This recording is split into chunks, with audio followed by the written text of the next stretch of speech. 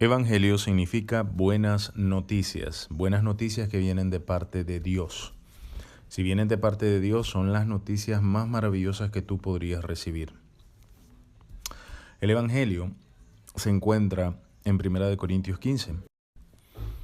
El apóstol Pablo afirma, este es el Evangelio que predicamos, que Cristo Jesús murió por nuestros pecados conforme a las Escrituras y fue sepultado y al tercer día resucitó conforme a las Escrituras.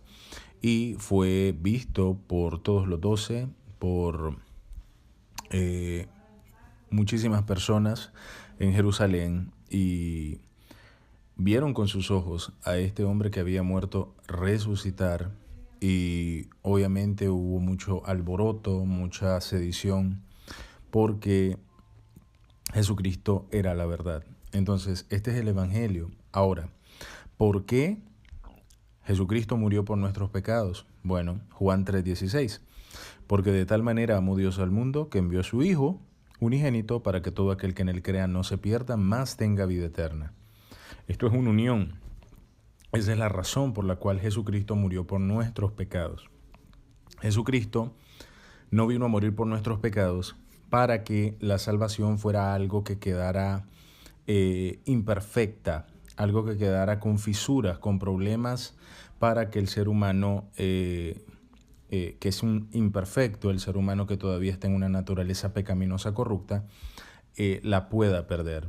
Tristemente, el engaño de la religiosidad cristiana piensan que sí, que se pierde la salvación si no la cuidas, si no te apartas del pecado lo suficiente, si no buscas santidad para ver al Señor, porque precisamente la religiosidad impide que la persona tenga verdadera fe en el Evangelio. Aquí es que reside el mayor engaño de Satanás, ya que precisamente la incredulidad, la lógica humana, la religiosidad, la ilusión moral del ser humano le impide creer que Jesucristo verdaderamente hace 2000 años nos dejó sin deuda. Lo que vino a hacer Jesús al mundo fue a vencer al pecado. Vino a vencer al pecado para quitarle toda autoridad y para quitar la condena del mismo sobre la humanidad. Eso fue lo que vino a hacer Jesús. La misión de Jesús fue destruir al pecado con su perfecta santidad. Jesucristo hasta sus 33 años no cometió pecados. Esto quiere decir que Jesucristo guardó santidad y por lo tanto cumplió la ley. Y en ese estado de santidad Jesucristo se deja cargar la deuda de la humanidad y muere en vez de todos nosotros, cargando nuestra deuda y por lo tanto eliminándola, pues Jesucristo fue inocente. Este es el punto clave a entender. La palabra dice que la salvación es estrictamente por la fe. En Efesios 2:8 dice que por la gracia de Dios Padre fuimos salvados por medio de la fe en Jesucristo, y esto no tiene que ver con nosotros, pues fue Dios quien lo logró.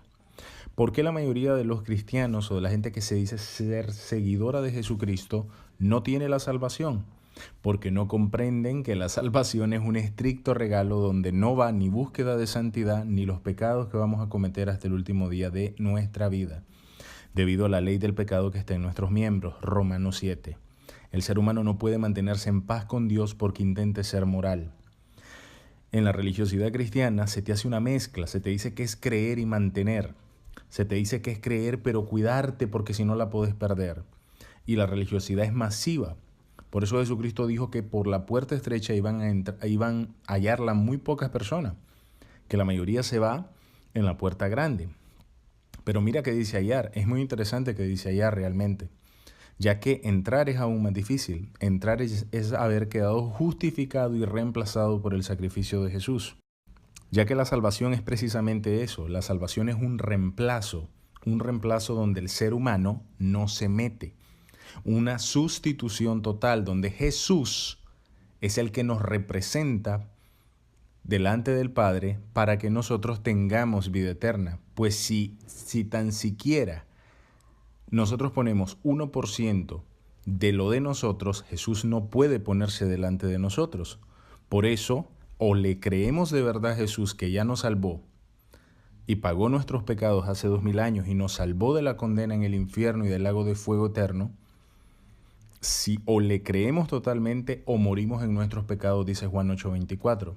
Jesucristo se lo dijo a los fariseos: o me creéis o mueren en sus pecados. ¿Por qué? Porque o yo te reemplazo totalmente o tú pagas por todos tus pecados, porque nunca creíste que yo te pagué todos los pecados. La salvación no es un one-two con Cristo, no es una dupla de trabajo, no es Jesucristo y yo. Jesucristo me salvó, ahora yo mantengo. No, la salvación es Jesucristo lo hizo y yo lo creo. Punto. Yo no puedo involucrar cualquier intención ya siendo salvo, ya teniendo el Espíritu Santo, cualquier empuje del Espíritu Santo que me haga fluir o fructificar buenas obras, una intención permanente de apartarme del mal.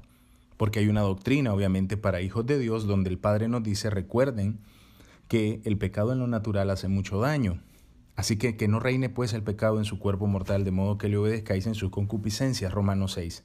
Pero esto es estrictamente para los hijos de Dios que comprenden que no va en la salvación pecar o no pecar. La salvación no es por pecar o no pecar. La salvación es porque Jesucristo no pecó y en ese estado murió por nuestros pecados. Por eso la salvación es absolutamente segura. ¿Por qué? Porque cuando una persona la cree de verdad ya tiene vida eterna. No puede perder algo que no le tocó a él. Si una persona dice que pierde la salvación, está diciendo que él se involucra en salvarse a él mismo, aunque profese a Jesucristo y diga que cree en Jesucristo. Es un incrédulo que sigue en camino al infierno y al lago de fuego, pues Jesús no le ha pagado los pecados porque sigue involucrando que él tiene que ver en su salvación. Porque no ha comprendido por qué la palabra dice: no es por obras para que nadie se gloríe. No es por obras porque no es tu gloria, es la gloria de Jesucristo. La vida eterna es segura una vez creyéndola de verdad. Esto es lo que demanda Dios: un arrepentimiento real, un reconocimiento del estado caído en el que estamos aún en un cuerpo pecaminoso que comete pecados. Primera de Juan 1:8, si decimos que no tenemos pecado, mentimos y hacemos al Padre un mentiroso. Para estar en paz con Dios totalmente no se debe de pecar. ¿Quién fue el que no pecó? Jesús. Por eso la paz es por medio de Jesús, Romanos 5. Justificados pues por la fe, tenemos paz con Cristo Jesús. Tenemos paz con Dios por medio de nuestro Señor Jesucristo. Estamos en paz por medio de nuestro Señor Jesucristo. Es por medio de Él, nosotros no nos metemos. Por eso la persona que no cree esto con seguridad y sigue en dos aguas: ay, Cristo, pero yo, ¿cómo me mantengo? ¿Cómo estoy haciendo? Es una persona en la cual no se ha perfeccionado el amor de Jesús. Por eso dice: en el amor no hay temor, sino que Jesucristo, el perfecto amor, echa fuera el temor. No existe temor en una persona que ya creyó de verdad que Jesús ya lo salvó hace 2000 años. Al Jesús vivir nuestra condena, no existe más condena. No puede haber más condena al lago de fuego y al infierno para una persona que entendió que ya Jesús fue condenado por nuestros pecados. Y como ya Jesús fue condenado por nuestros pecados, eso fue lo que ocurrió. Dios Padre estableció un hecho judicial para sacarnos a nosotros de la condena del pecado. Y ya no hay nada más que hacer. Por eso, Evangelio, las buenas noticias inmedibles de Dios, es que ha proveído una salvación segura para todo aquel que crea en esto, sin dudar. Ese es el Evangelio.